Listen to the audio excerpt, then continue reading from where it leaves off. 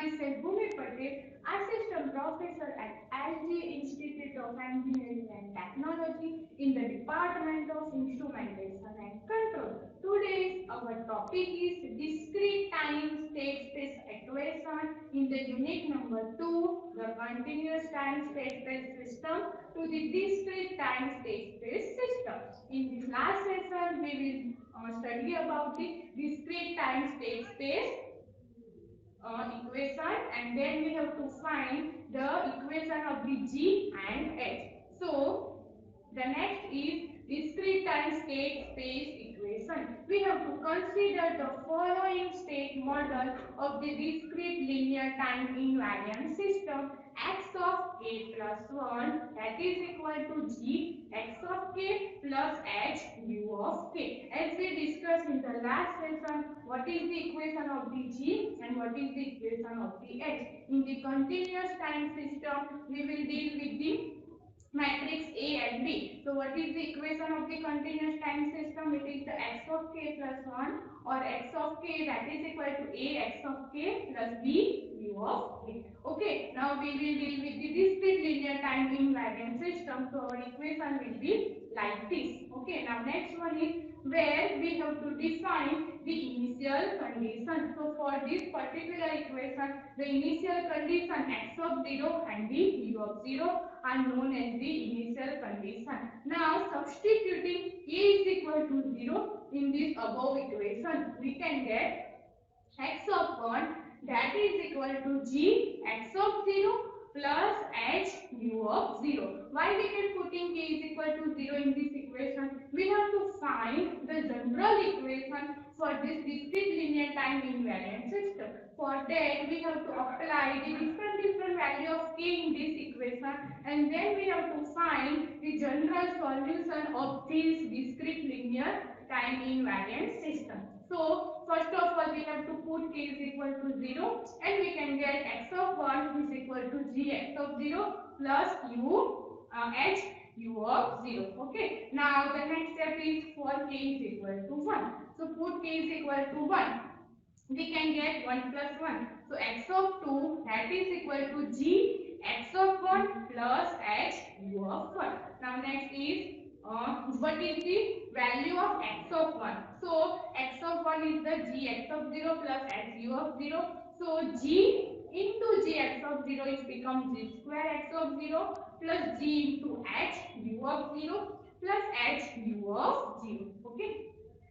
So for k is equal to 1, we can get this type of equation.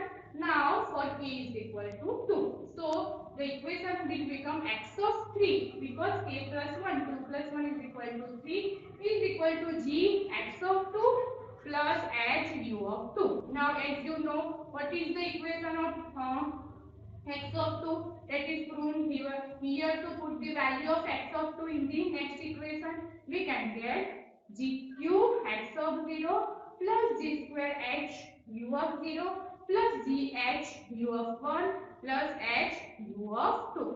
So whenever we put the different value of k, we can get this type of equation. And what is the output equation? Y of k that is equal to 0, 1, x1 of k. So x k plus 1 is our state equation and y of k is our output equation. So what is the general solution of this equation x of k? So x of k is the nothing but the G raised to k x of 0 plus summation of starting sum is equal to 0 to k minus 1 G raised to k minus 1 minus I h u of I.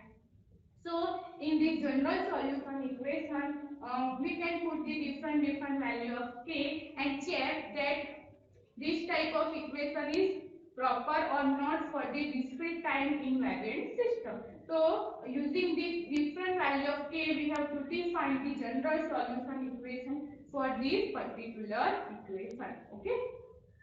Now we have x of k has a two part. Which one two part? The first one is due to the initial state of x of 0. Here you can see that in the general solution two part g raised to k x of 0, and the second part is g raised to k minus 1 minus I into x u of I. So the first part is due to the initial state x of 0, and the second part is due to the external input that is applied to the system, which is u of phi, where the I is varied from 0, 1 to up to k minus 1. So x of k will be depend on the two conditions, initial condition and the external input applied to the particular system. Clear? So here g raised to k is equal to phi of k. It is known as the straight transition matrix or the fundamental matrix. So in the every solution or the every example, we have to find the value of straight transition matrix. Clear?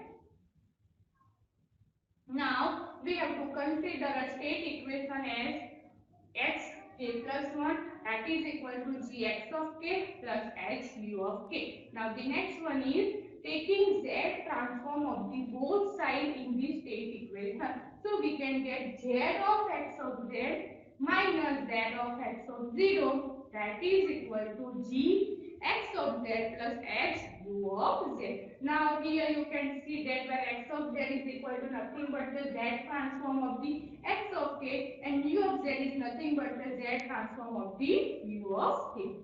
Okay, so we can get z x of z minus g x of z is equal to z x of 0 plus h u of 0. So we are taking x of z as a common term in this bracket. Zi minus d is equal to z x of 0 plus h u of z.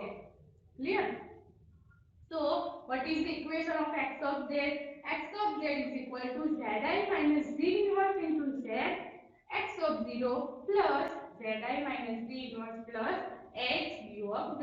So in the example, if they will ask to find out the value of the x of z, so our first target is we have to find the value of zi minus d inverse. Okay. Now taking the inverse z transform of the above equation, we can get what is the inverse of x of z? It is x of k. Now is equal to z inverse in this bracket zi minus d inverse into z in bracket complete x of 0 plus zi minus in this bracket zi minus d inverse h u of 0. Now what is the inverse of zi minus d inverse into z?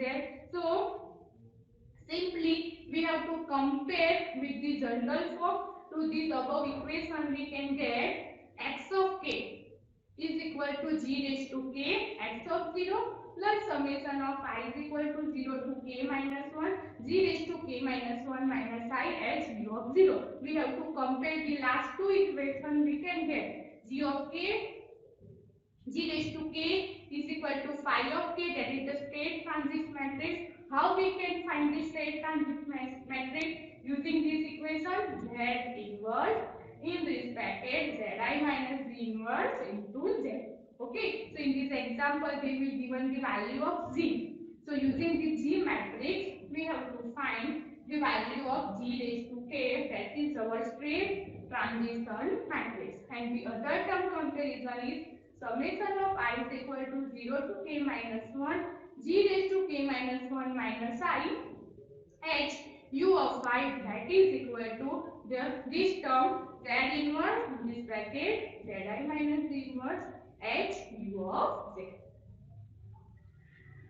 Okay, so we need to know zi minus z, g inverse for the calculation or the solution of the state equation, and the state transition matrix phi of k can be calculated by these two methods. If they will ask in the question to find out the value of state transition matrix, so we have followed two methods. The first one is the g raised to k, that is the Cayley-Hamilton theorem, and the next formula is phi of k, that is equal to z inverse zi minus d inverse into z.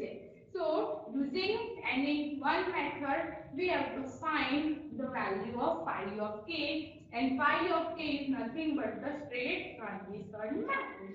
So in the every example, we have to find the value of zi minus d inverse whenever we deal with the discrete time state space equation.